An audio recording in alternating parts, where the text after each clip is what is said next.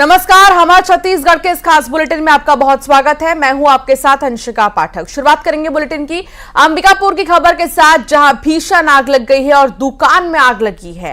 आग ने होटल को भी अपनी चपेट में ले लिया। होटल में लोगों के फंसे होने की आशंका जताई जा रही है। फायर ब्रिगेड की टीम मौके पर मौजूद है। आग बुझाने की कोशिश चल रही है और ये जो आग लगी है ये आकाशवाणी चौक के पास लगी है। तस्वीर आप देख सकते हैं कैसे एक दुकान में आग लगी और दुकान ने पूरे होटल को अपनी चपेट में ले लिया। कुछ लोगों के फंसे होने की आशंका जताई जा रही है। फायर ब्रिगेड की गाड़ियां मौके पर मौजूद हैं जो आग को बुझाने के प्रयास में जुटी हुई हैं फिलहाल। और इस तरीके से यहां पर अचानक से भीषण आग का कहर देखने को मिला।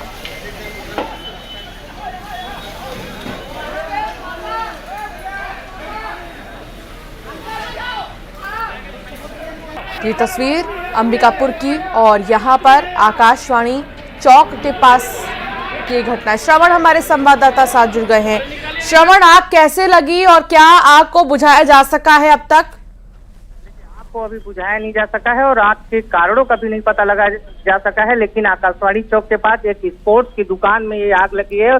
क्योंकि स्पोर्ट्स की दुकान में जो स्पोर्ट्स के सामान है उसको लेकर के जो आग है काफी तेजी से फैला है। पुलिस प्रशासन यहाँ पे मौजूद है। फायर ब्रिगेड की टीम आग बुझाने की कोशिश कर रही है, लेकिन दुखद बात यह है कि जिस तरह से आग भीषण आग लगी है वो अगल बगल के जो घरों हैं और दुकानों हैं उनको अपनी चपेट में ले लिया है। बगल में जो एक होटल है वहाँ उसको भी अपनी चपेट में ले लिया है और ऐसा आशंका जताया जा रहा है कि उस होटल में भी 3-4 लोगों की फंसे होने की संभावना है। लेकिन अभी जो फायर ब्रिगेड की टीम है उनकी गाड़ियां यहाँ पर पहुंची है। आग बुझाने की कोशिश की जा रही है। पुलिस के भी लोग यहाँ पर मौजूद हैं, अधिकारी मौजूद हैं जो इस पर आग पर काबू पाने की अभी कोशिश की जा रही है। अभी कितना बड़ा नुकसान इसमें आग में हो सकता है अभी इसका आकलन नहीं किया जा सकता, क्योंकि स्पोर्ट्स की दुकान है तो आग बुझाने में काफी अभी परेशानी हो रही है।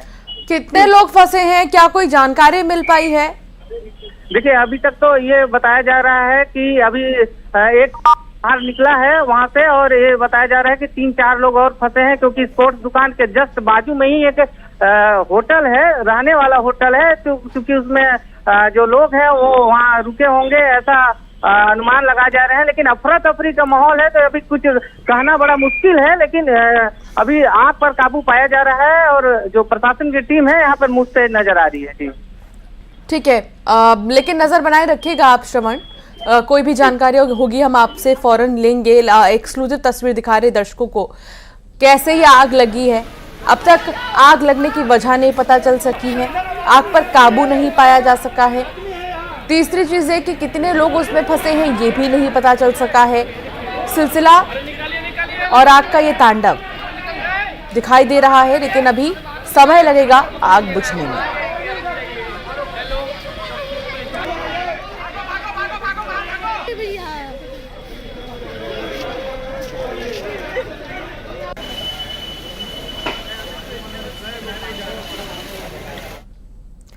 रायपुर में बीजेपी नेता महायज्ञ करेंगे।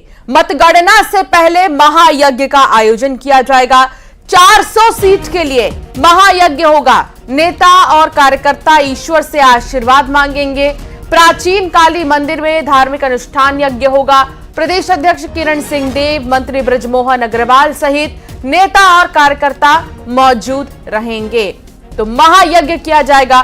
काउंटिंग का काउंटडाउन शुरू हो चुका है और 4 जून को रिजल्ट घोषित कर दिए जाएंगे। 4 जून से पहले तैयारियां राजनीतिक दलों की। इस बीच महायज्ञ छत्तीसगढ़ में, जिसमें कि बीजेपी के प्रदेश अध्यक्ष भी मौजूद रहेंगे, किरण सिंह देव मौजूद रहेंगे, मंत्री बृजमोहन अग्रवाल मौजूद रहेंगे और कई कार्यकर्ता नेता भी इस प्राचीन काली मंदिर में मौजूद रहेंगे। महायज्ञ विशेष अनुष्ठान किया जाएगा। तनु वर्मा सहयोगी साथ जुड़ गई है। तनु, प्राचीन काली मंदिर में ये विशेष अनुष्ठान, इसके बारे में भी जानकारी दीजिए। कब से शुरू होगा और कौन कौन इसमें शामिल होने वाला है?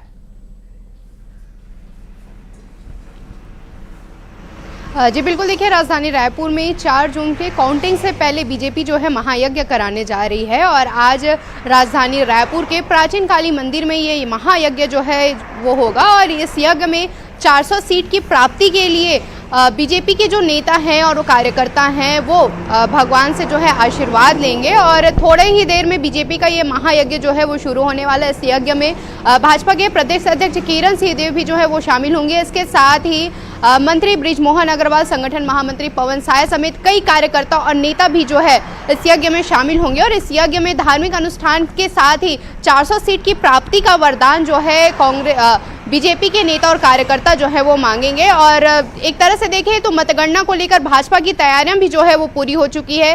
कल जो है काउंटिंग होना है, ऐसे में बीजेपी का एक्शन प्लान भी जो है पूरी तरह से तैयार है। अलग अलग मंत्रियों को अलग अलग लोकसभा क्षेत्रों का प्रभार भी जो है वो सौंपा जा चुका है और काउंटिंग के एक दिन पहले आज महायज्ञ बीजेपी जो है करने जा रही है। बहुत शुक्रिया तनु जानकारी साझा करने के लिए। तो ये जो विशेष अनुष्ठान है, ये महायज्ञ जो है वो 400 पार सीटों के लिए किया जाएगा और ईश्वर से प्रार्थना इसके लिए की जाएगी। आगे बढ़ेंगे, बात जगदलपुर की करेंगे जहां शहर में कुत्तों का आतंक है।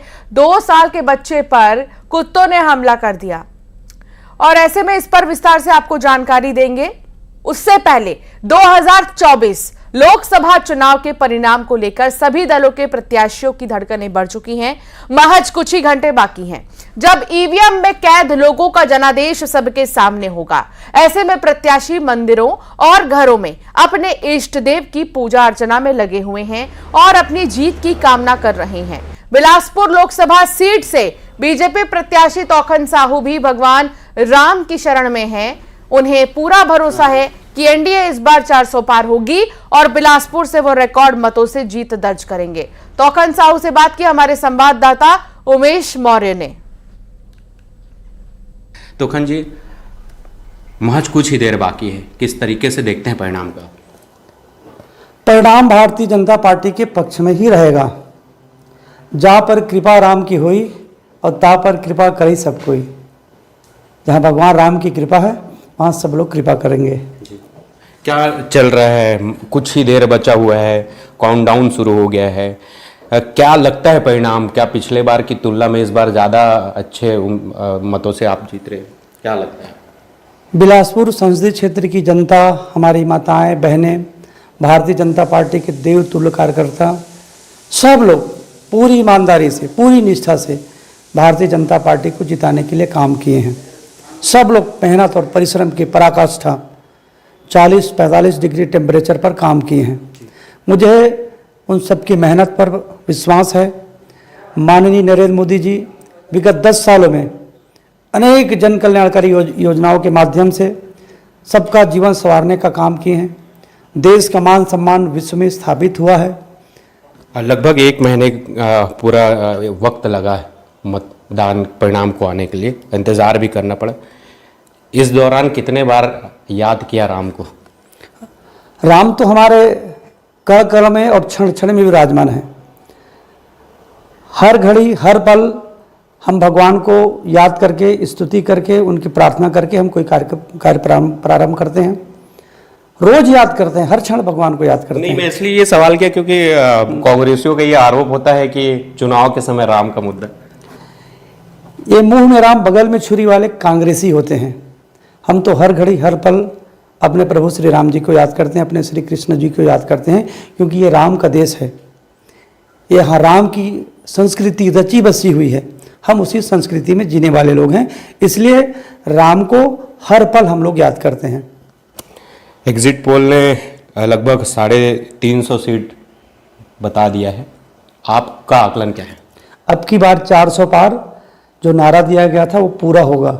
उस 400 के साथ आप भी जा रहे हैं? बिल्कुल, सवाल ही पैदा नहीं होता। बिलासपुर संसदीय क्षेत्र की जनता, हमारी माताएं बहनें आरती सजा करके, फूलमाला पहना करके आशीर्वाद दिए हैं और जो आशीर्वाद दिए हैं मुझे मतदान भी किए हैं भारतीय जनता पार्टी के पक्ष में, इसलिए प्रचंड जीत होगी।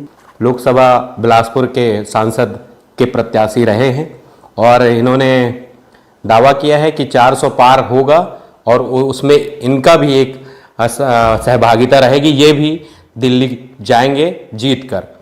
न्यूज़ 18 के लिए बिलासपुर से उमेश मौर्य। और अब बात जगदलपुर की करेंगे, जहां शहर में कुत्तों का आतंक है और 2 साल के बच्चे पर कुत्तों ने हमला कर दिया। बच्चों के 20 मीटर तक भागने के बाद भी कुत्तों ने उन्हें नहीं छोड़ा, बल्कि कुत्तों ने उन्हें घसीटा है 20 मीटर तक। बच्चे को कई जगह पर काटा गया है।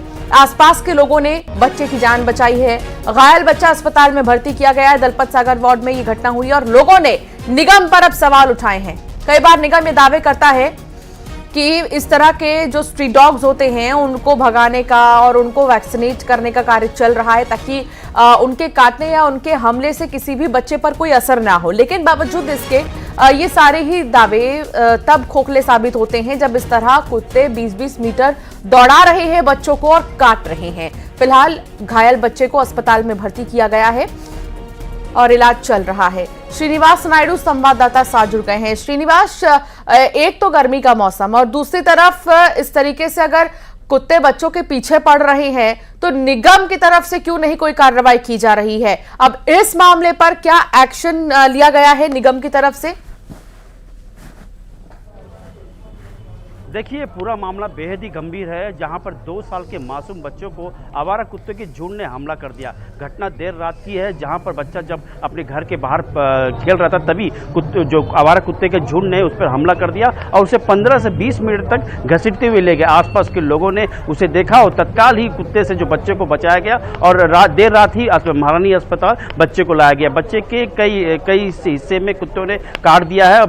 चूंकि इलाज शुरू कर दिया गया और बच्चे की हालत फिलहाल खतरे से बाहर बताई जा रही है। लेकिन इस घटना के बाद निगम जो जनप्रतिनिधि हैं, अधिकारी हैं, उन पर एक सवाल उठ रहा है कि आखिर जो शहर में जो आवारा कुत्तों की जो झुंड घूम रही है उस पर अंकुश क्यों नहीं लगाया जा रहा है। तो कहीं ना कहीं ये निगम की अधिकारी और जिम्मेदार लोगों की लापरवाही सामने दिखती है जो इस प्रकार की घटना घटी है। लेकिन कहीं ना कहीं ये भी कह सकते हैं कि जो निगम का जो अमला होता है, जो आवारा कुत्तों को पकड़ने का काम करता है, वो कहीं भी नजर नहीं आ रहा है। तो इसी प्रकार की ये घटना घटी है। पूरे 48 वार्ड की बात करो तो 48 वार्ड में भी हाल यही है। ये जो घटना है ये दलपत सागर वार्ड की है, जहां पर दलपत जो सागर है उसके जस्ट पीछे ही ये घटना घटी है और वहां पर कुत्तों का बड़ा जमावड़ा रहता है। आवारा कुत्ते वहां मौजूद रहते हैं और आने जाने वाले राहगीरों से पर भी हमला करते हैं। लेकिन ये घटना काफी विदारक थी और बच्चे की हालत अभी फिलहाल खतरे से बाहर बताई जा रही है। जी, बहुत शुक्रिया जानकारी साझा करने के लिए। और ऐसे में बहुत सावधान करने वाली खबर है कि अगर आप भी बाहर निकल रहे हैं और आवारा कुत्ते घूम रहे हैं तो बल्कि घर ही में रहिए, बच्चों को बाहर मत भेजिए। अंबिकापुर की बात करेंगे, जहां अंबिकापुर में खबर का असर हुआ है। पुलिस ने 6 ट्रक जब्त किए हैं। सड़क के किनारे ट्रक खड़े थे जिन्हें जब्त किया गया है। सड़क किनारे खड़े ट्रकों के कारण हादसे होते रहते थे। कुछ दिन पहले ही ट्रक से टकराकर 3 बाइक सवारों की मौत हुई थी।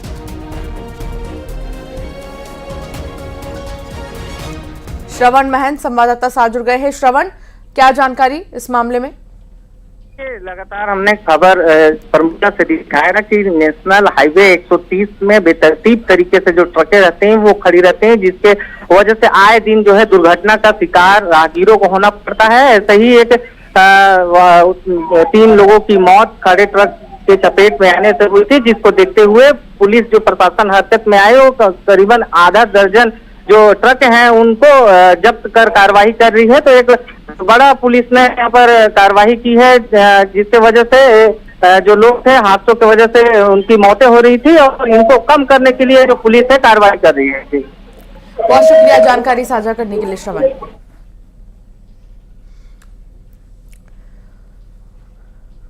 बलौदाबाजार में रेत माफिया के मारपीट का मामला सामने आया है, जहां अवैध तरीके से ट्रैक्टर ट्रॉली से रेत ले जा रहे रेत माफिया ने एक युवक के साथ मारपीट की है और युवक ने रेत ले जा रहे लोगों से रॉयल्टी के बारे में भी पूछा। नाराज रेत माफिया ने युवक को जोरदार चांटा जड़ दिया। युवक थप्पड़ मारने का वीडियो अब वायरल हो रहा है। ये देखिए कैसे ये युवक जो है वो थप्पड़ मारता हुआ नजर आ रहा है। सोशल मीडिया पर अब ये वीडियो वायरल हो रहा है। युवक को पीटने का वीडियो। ट्रैक्टर ट्रॉली से रेत का परिवहन करते थे ये। योगेश संवाददाता साथ जुड़ गए हैं। योगेश, एक तो गलती और ऊपर से सीनाजोरी, क्या जानकारी मिल रही है इस मामले में?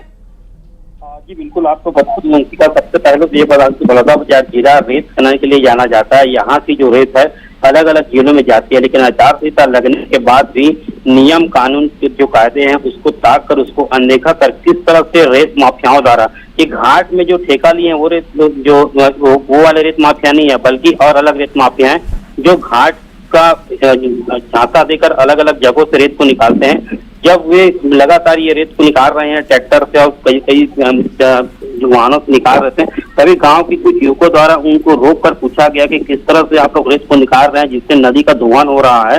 तो उनके द्वारा गाड़ी से उतरकर जोरदार छापा मार दिया। देख सकते वीडियो में किस तरह से एक तो अवैध उत्खनन वो कर भी रहे हैं, और जब युवकों द्वारा रॉयल्टी को लेकर चर्चा करने वाले से बात की तो आकर उन्हीं को झापड़ दे दिए। हालांकि इस पूरे मामले का जो वीडियो है साफ तौर पर न्यूज़ 18 दिखा रहा है और जो वायरल वीडियो इसकी पुष्टि भी नहीं करता, लेकिन लिहाजा अधिकारियों को भी सोचना चाहिए कि इस तरह से अगर अवैध उत्खनन जारी है तो फिर जिले का जो रेत है वो पूरी तरह से दोहन हो रहा है। जिले के जो मोहान घाट है वहाँ भी रेत के दोहन से किस तरह से देख सकते हैं। हम लोग 1 महीने पहले ही खबर चलाई थी, जो गाँव है वो नदी से पूरा सिमट गया। अगर ऐसे में अभी मानसून का समय आने वाला है और बरसात होती है तो गांव ही पूरी तरह से ढह जाएगा, लेकिन अवैध रेत खनन माफियाओं कुछ काम है वो थमने का नाम नहीं ले रहे। बहुत शुक्रिया जानकारी साझा करने के लिए योगेश।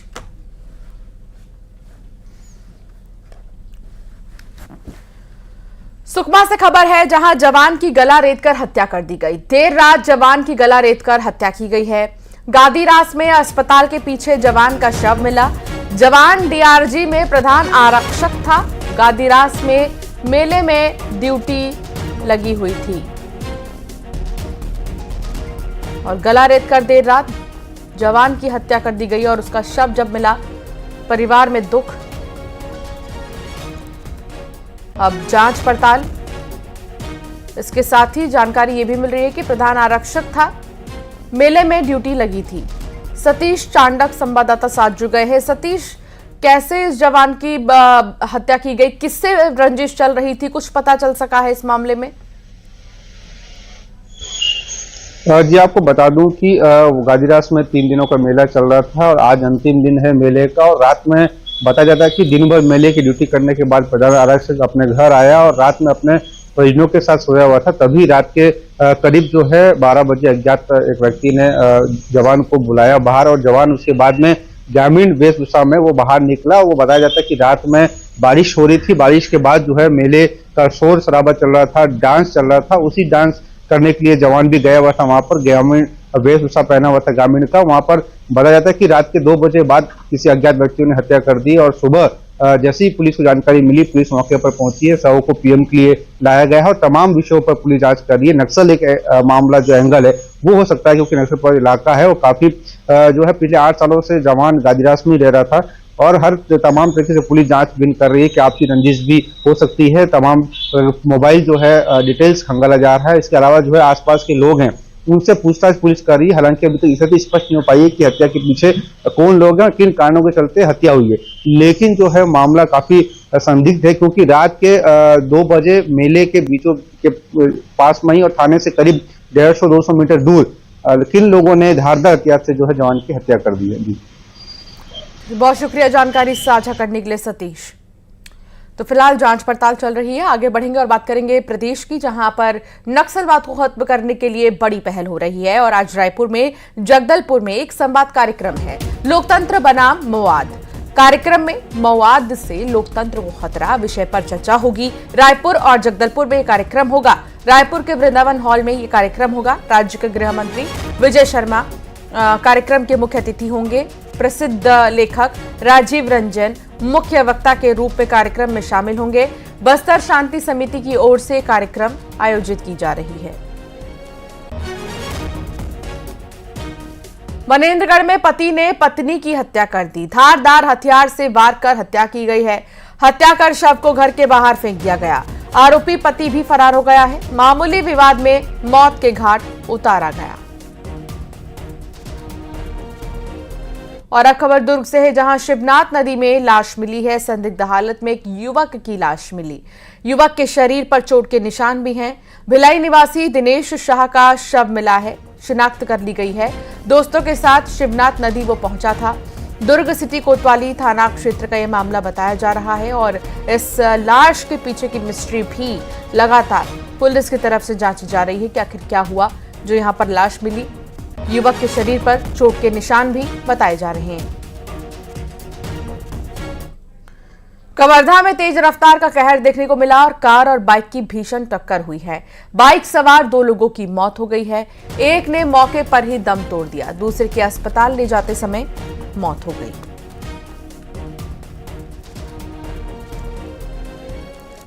सारंगगढ़ में शव मिलने से सनसनी फैल गई। भटगांव के तालाब में तैरती मिली लाश। अड़बंधा तालाब में लाश मिली है और अब शिनाख्त भी की जा रही है कि किसकी लाश है ये। पुलिस क्योंकि मौके पर पहुंची, पुलिस ने भी जांच शुरू कर दी है।